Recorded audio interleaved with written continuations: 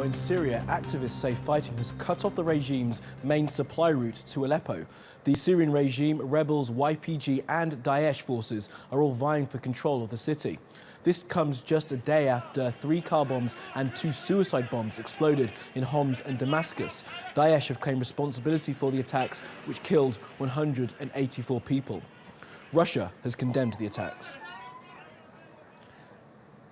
Meanwhile, opposition groups are trying to hammer out a peace deal in Saudi Arabia, and US President Barack Obama and Russia's Vladimir Putin are working on an elusive Syrian ceasefire.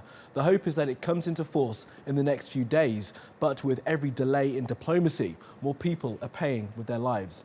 Since January the 29th, when the latest failed peace talks began, at least 949 civilians have been killed, men, women and children who chose not to take up arms against either side.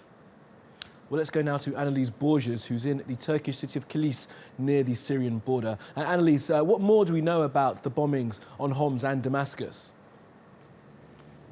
Well, we're getting reports that at least 184 people were killed in multiple explosions in the capital Damascus, but also in the city of Homs. And that is according to the Syrian Observatory for Human Rights. And they also say that that death toll is likely to rise in the next few hours because there's a large number of people severely injured in those attacks. Now, in the capital Damascus, a series of coordinated attacks targeted an area in the south of the city, home to Syria's largest Shia shrine, and then killing dozens over there. And then a few hours before that, in the city of Homs, 2 cars detonated within minutes from each other in a very busy part of town, killing several people and wounding many more. Now, according to the Syrian Observatory for Human Rights, most of those casualties were civilians, and Daesh, also known as ISIS, has claimed responsibility for the attacks in both cities.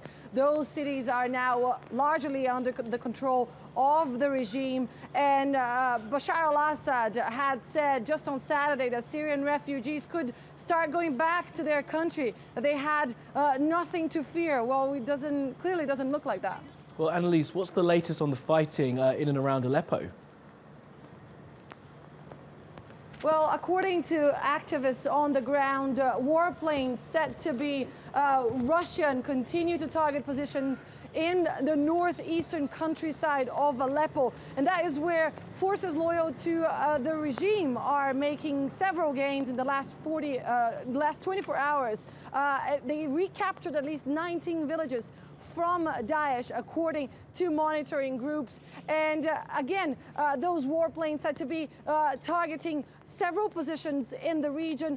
Meanwhile, on this side of the border, Turkey continues conducting operations against YPG positions in the north. The YPG now is said to be supporting the regime, and Turkey sees that group as a terrorist organization. Only yesterday, the Turkish defense minister came here to this spot on the border where we are, from where these operations have been conducted, and said that Turkey will continue to do whatever is necessary to defend itself. Well, Anelise, for us on the Turkey-Syria border, thank you.